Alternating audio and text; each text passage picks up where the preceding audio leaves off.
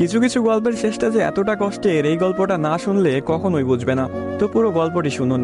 একটি 19 বছর বয়সী মেয়ে তার প্রেমিকের কাছে গিয়ে বলে, আমার 20তম জন্মদিনে তুমি আমাকে কি উপহার দিবে? ছেলেটি মুচকি হেসে বলল, এখনো তো অনেক সময় আছে, আর সময় হলে তুমি তোমার জন্মদিনের উপহার পেয়ে যাবে। বেশ কিছুদিন যাওয়ার পর একদিন হঠাৎ করে মেয়েটি অজ্ঞান হয়ে যায়। বাসার সবাই বেশ অস্থির হয়ে যায়, কিছুই বুঝে উঠতে পারছিল না কেউ কি হয়েছে মেয়েটার। তারপর সবাই মিলে তাকে হাসপাতালে নিয়ে গেল।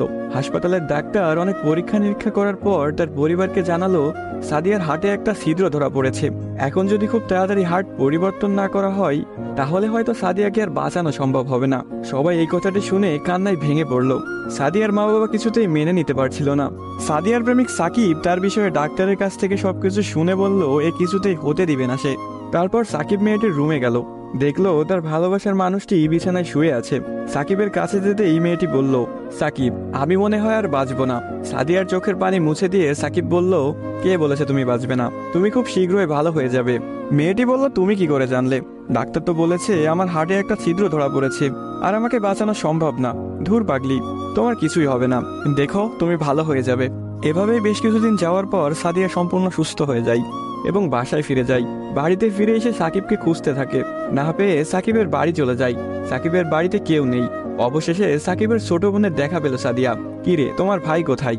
সাকিবের বোন কোনো কথা না বলে হাতের ইশারা করে সাকিবের রুমটা দেখিয়ে বলে উঠল, টেবিলের উপরে আপনার জন্য একটা চিরকুট রাখা আছে।